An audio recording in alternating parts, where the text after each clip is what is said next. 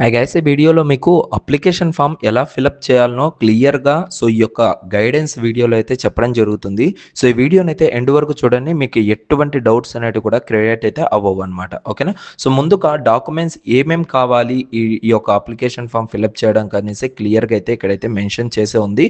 So టోటల్గా 10 requirements అయితే ఉన్నాయి మనకు. సో ఈ 10 రిక్వైర్మెంట్స్ని మీరు జాగ్రత్తగా స్క్రీన్ షాట్ తీసి పెట్టుకోండి అండ్ కావాల్సినటువన్నీ కూడా రెడీ చేసి పెట్టుకోండి. దాని తర్వాతనే మీరు అప్లికేషన్ ఫామ్ ఫిల్అప్ చేయడానికి అయితే రెడీ అయిపోండి. ఓకేనా. సో దీనికన్నా ముందు మీ అందరికి ఇన్ఫార్మ్ చేయాల్సింది ఏంటంటే, సో ఈ సెట్ ఎగ్జామ్కి ప్రిపేర్ అవ్వాలి, ఇంకా బెస్ట్ ర్యాంక్ తెచ్చుకోవాలి అనుకున్న వాళ్ళకు మన అకాడమీలో AP ECET and Telangana ECET test series అయితే అవైలబుల్గా ఉంది. సో ఎవరికైనా ఇంట్రెస్ట్ ఉంది అంటే కింద డిస్క్రిప్షన్లో లింక్ ప్రొవైడ్ చేస్తాను, ఎన్రోల్ అయితే అయిపోండి. అండ్ ఇంకా డైరెక్ట్గా మ్యాటర్లోకి వచ్చేసినట్లయితే మీకు స్టెప్ బై స్టెప్ టోటల్గా ఎలా ఉంటుందనేసి క్లియర్గా ఈ వీడియోలో చూపించాలనుకుంటున్నాను. సో ఇక్కడ చూడండి, స్టెప్ 1 వచ్చేసరికి మనకు అప్లికేషన్ ఫామ్ ఫిలప్ చేయడం కోసము అఫీషియల్ వెబ్సైట్కి అయితే వెళ్ళాలి. అఫీషియల్ వెబ్సైట్ అంటే ఇక్కడ మీకు లింక్ అనేది కూడా కింద డిస్క్రిప్షన్లో ఇస్తాను. జస్ట్ ఆ లింక్ మీద క్లిక్ చేసామంటే ఈ విధంగా అయితే అఫీషియల్ వెబ్సైట్ అనేది ఓపెన్ అవుతుంది. ఇక్కడ మనకు టోటల్ 4 స్టెప్స్ అయితే ఉంటాయి. Step 1, step 2, step 3 and step 4. ఈ 4 స్టెప్స్ని ఎలా ఫిలప్ చేయాలనో ఇప్పుడు మనం అయితే తెలుసుకుంటాం. ఓకేనా. సో ఇక్కడ ఫస్ట్ స్టెప్ వచ్చేసరికి మనకు ఇక్కడ ఫీ పేమెంట్ అనేది చేయాలి. ఫస్ట్ ఇక్కడ చూడండి, కొంచెం క్లారిటీగా చూపిస్తాను. స్టెప్ 1 వచ్చేసరికి ఎలిజిబిలిటీ క్రైటీరియా చూసుకొని ఫీ పేమెంట్ అనేది చేయాలి. అది ఎలా అవుతుంది ప్రాసెస్ అంటే, దాని మీద జస్ట్ క్లిక్ చేశారంటే ఈ విధంగా మనకు fee payment for AP ECET 2025 అనేది ఓపెన్ అవుతుంది. ఇక్కడ మీరేంటంటే ఇక్కడ పైన ఏదైతే టిక్ మార్క్ ఉందో బాక్స్లో, ఆ టిక్ మార్క్ మీద క్లిక్ చేసి మీ డిప్లొమా పిన్ నెంబర్ ఏదైతే ఉంటుందో ఆ డిప్లొమా పిన్ నెంబర్ ఇక్కడ ఎంటర్ చేయాలి. దాని తర్వాత మీరు మీ నేమ్ ఏదైతే ఉంటుందో like diploma as per diploma norms ప్రకారంగా మీరు అయితే మీ యొక్క నేమ్ని మెన్షన్ చేయండి. అండ్ ఎస్ఎస్సి హాల్ టికెట్లో అండ్ ఎస్ఎస్సి మార్క్స్ మెమోలో మీ డేట్ ఆఫ్ బర్త్ ఏదైతే ఉందో దాన్ని మాత్రమే ఇక్కడైతే మీరు ప్రొవైడ్ చేయండి. అండ్ మీ యొక్క మొబైల్ నెంబరు, ఈ మొబైల్ నెంబర్ ఇచ్చింది ఏదైతే ఉందో దాన్ని బాగా గుర్తుపెట్టుకోండి. చాలామంది చేసే మిస్టేక్ ఇదే. ఓకేనా.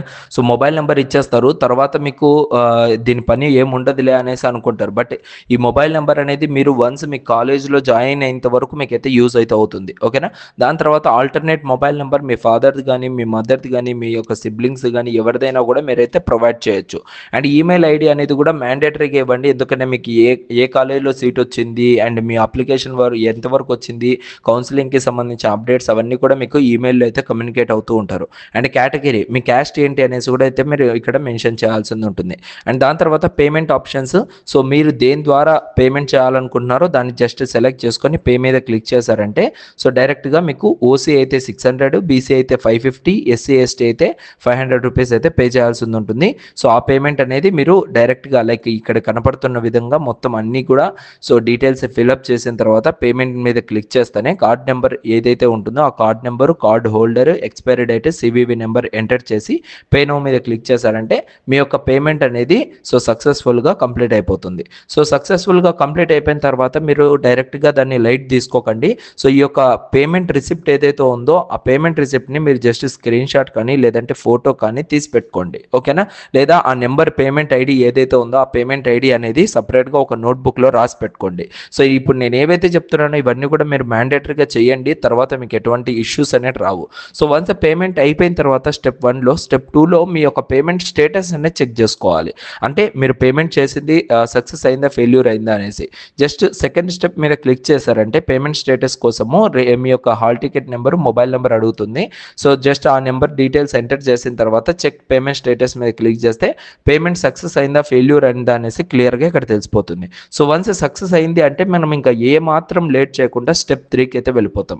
స్టెప్ 3లో మనం చేయాల్సిన పని ఏంది, మన అప్లికేషన్ ఫామ్ అనేది ఫిలప్ చేయాలి. స్టెప్ 3కి మనం డైరెక్ట్గా రాలేము, వన్స్ మీ పేమెంట్ సక్సెస్ అయితేనే రాగలుగుతాము. ఓకేనా. స్టెప్ 3కి అయితే వచ్చేసాం. ఇక్కడ మనకు అడుగుతున్న డీటెయిల్స్ ఏంటివి, ఫస్ట్ పేమెంట్ రెఫరెన్స్ ఐడి. ఇందాక నేను చెప్పానా, పేమెంట్ రెఫరెన్స్ ఐడి వచ్చినప్పుడు స్క్రీన్ షాట్ తీసి పెట్టుకోండి, లేదంటే ఫోటో తీసి పెట్టుకోండి, లేదంటే సపరేట్గా ఎక్కడైనా రాసి పెట్టుకోండి అనేసి. ఎందుకోసం అంటే ఇందుకోసమే. ఇక్కడ మనకైతే పేమెంట్ రెఫరెన్స్ ఐడి అనేది ఎంటర్ చేయాలి. ఎంటర్ చేయండి. Diploma hall ticket number enter చేయండి అండ్ మొబైల్ నెంబర్. ఇక్కడ డిప్లొమా హాల్ టికెట్ నెంబర్ అన్నా మీ యొక్క డిప్లొమా పిన్ నెంబర్ అన్నా ఒకటే. ఎంటర్ చేయండి and date of birth enter చేసి proceed to fill application form మీద క్లిక్ చేస్తే మనకు టోటల్ అప్లికేషన్ ఫామ్ అనేది రిలీజ్ అయిపోతుంది. ఓకేనా. ఇక్కడ నుంచి మనం జాగ్రత్తగా స్టెప్ బై స్టెప్ ఒక్కొక్కటి మనమైతే ఫిల్ చేసుకుంటూ రావాలి. చెప్తాను టకటక, మీరు కూడా ఆలోచించుకొని మెన్షన్ చేయండి. సో క్యాండిడేట్ నేమ్ మీ ఎస్ఎస్సి ప్రకారంగా మీ నేమ్ అనేది ఇవ్వండి. మీ father name as per SSC ప్రకారంగా ఇవ్వండి. మదర్ నేమ్ అదే విధంగా ఇవ్వండి.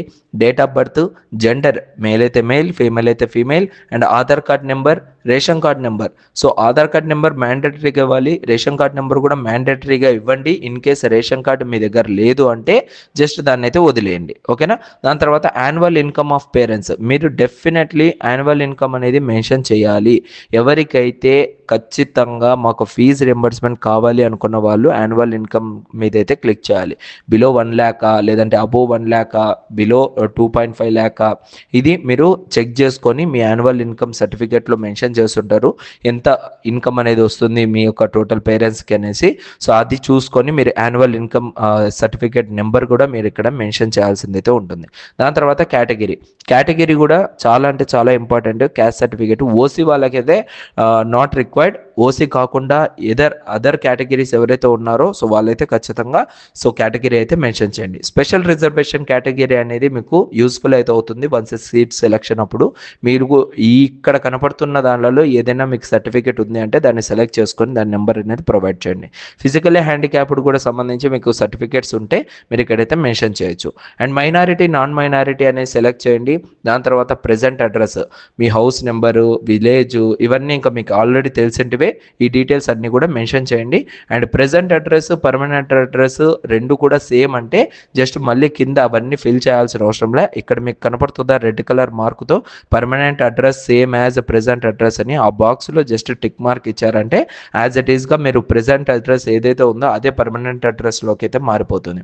అండ్ ఇంకా క్వాలిఫైయింగ్ ఎగ్జామినేషన్, మీరు డిప్లొమా అయితే డిప్లొమా, బీఎస్సీ మ్యాథమెటిక్స్ అయితే బీఎస్సీ. సో మ్యాక్సిమం మన దగ్గర ఉండేదంతా కూడా డిప్లొమా కాబట్టి జస్ట్ డిప్లొమా మీద సెలెక్ట్ చేసి, అండ్ డిప్లొమాలో ఏ లెవెల్లో చదివారు, ఓకేనా. అండ్ హాల్ టికెట్ నెంబర్ ఏంటి అంటే ఏది మీకు పిన్ నెంబర్ అని చెప్పాను కదా, ఆ పిన్ నెంబర్ ఏంటి, అండ్ ఆ తర్వాత ఇయర్ ఆఫ్ పాసింగ్ ఎప్పుడు, అండ్ ఏ మీడియంలో మీరు మీ యొక్క క్వాలిఫైయింగ్ ఎగ్జామ్ అనేది ఉంది. And SSC hall ticket and ఎస్ఎస్సికి సంబంధించిన 10th క్లాస్ డీటెయిల్స్ అన్నిటి మీరు ఇక్కడ మెన్షన్ చేయాలి. SSC hall ticket number, month of passing, year of passing enter చేయండి.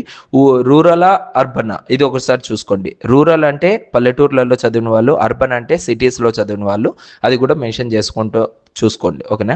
దాని తర్వాత క్లాస్ 7th నుంచి డిప్లొమా 3rd ఇయర్ వరకు మీరు ఎక్కడ చదివారు, ఏ ప్లేస్లో చదివారు, ఏ స్కూల్లో చదివారు, అండ్ ఏ ఇయర్లో చదివారు, ఓకేనా.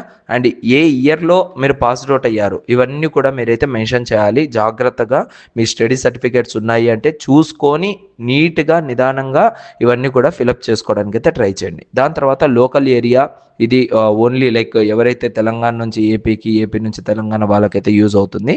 అండ్ ఇంకా టెస్ట్ ప్రిఫరెన్సెస్ అయితే ఇచ్చారు. ఆల్మోస్ట్ 6 ప్రిఫరెన్సెస్ అయితే ఉన్నాయి.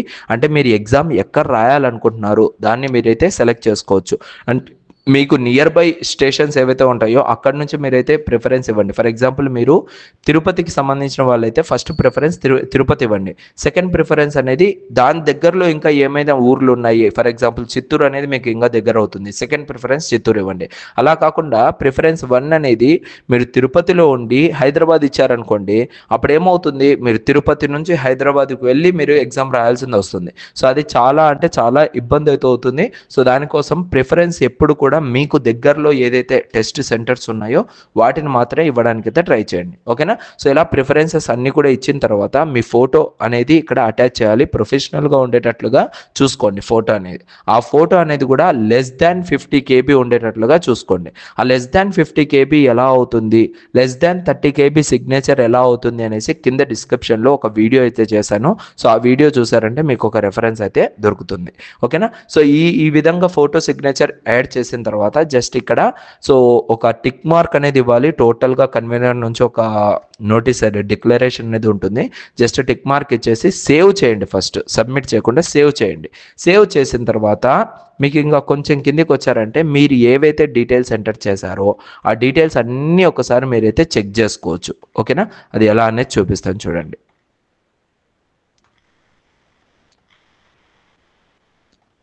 టోటల్గా మీకు ఈ విధంగా అన్నీ కూడా స్టెప్ బై స్టెప్ సో క్లియర్గా కనపడుతుంది మీరు ఏవైతే ఎంటర్ చేసిన డీటెయిల్స్ అన్నీ కూడా.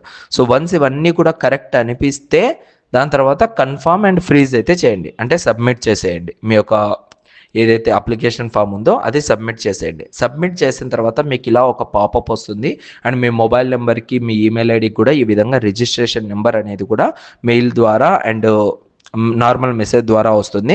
సో ఆ యొక్క రిజిస్ట్రేషన్ నెంబర్ని కూడా మీరైతే చాలా సేవ్ చేసి పెట్టుకోండి, మీకు ఫర్దర్గా యూజ్ అయితే అవుతుంది.